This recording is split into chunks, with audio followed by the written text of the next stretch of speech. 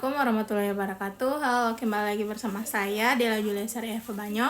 Di video kali ini saya akan menjelaskan tentang 3 model penawaran agregat, inflasi pengangguran dan kurva Phillips, anatomi inflasi Phillips dan pengangguran, dan dari kurva Phillips ke kurva penawaran agregat supply shock.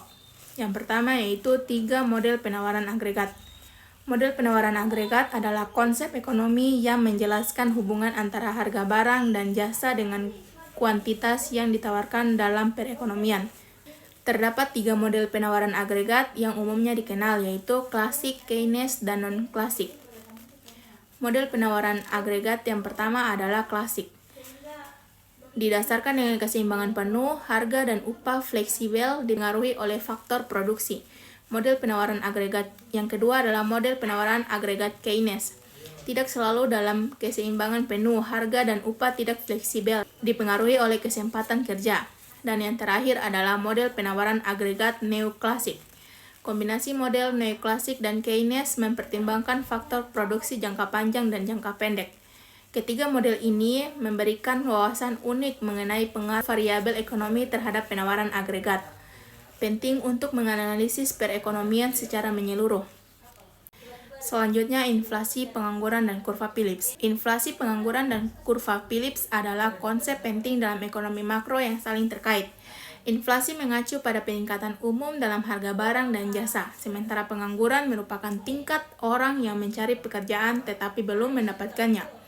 Kurva Phillips mengilustrasikan hubungan invers antara inflasi dan tingkat pengangguran dalam perekonomian. Inflasi adalah peningkatan umum dalam harga barang dan jasa dalam perekonomian, sedangkan pengangguran adalah tingkat orang yang mencari pekerjaan tetapi belum mendapatkannya. Dan kurva Phillips adalah menunjukkan hubungan kurva invers antara inflasi dan tingkat pengangguran. Ketika inflasi naik, pengangguran cenderung turun dan sebaliknya. Kurva Phillips memberikan wawasan tentang trade-off antara inflasi dan pengangguran dalam jangka pendek, tetapi juga menggambarkan bahwa trade-off ini bersifat sementara.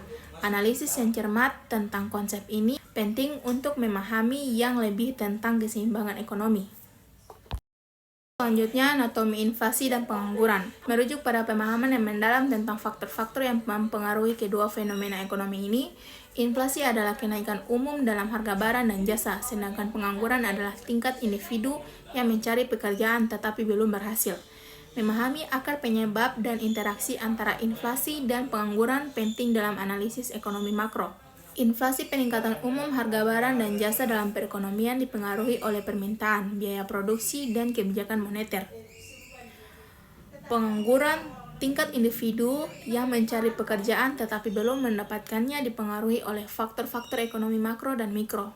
Anatomi inflasi dan pengangguran melibatkan analisis mendalam tentang bagaimana inflasi dan tingkat pengangguran saling mempengaruhi dalam perekonomian. Memahami anatomi inflasi dan pengangguran memberikan wawasan yang berharga dalam merumuskan kebijakan ekonomi yang efektif dan berkelanjutan.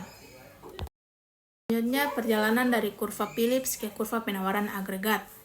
Melibatkan evolusi pemikiran ekonomi makro dalam menggambarkan hubungan antara inflasi, pengangguran, dan penawaran agregat. Supply shock mengacu pada perubahan tiba-tiba dalam penawaran barang dan jasa yang dapat mempengaruhi tingkat inflasi dan pengangguran.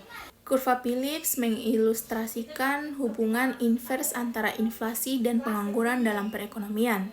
Kurva penawaran agregat menyajikan hubungan antara tingkat harga dan output yang ditawarkan dalam perekonomian.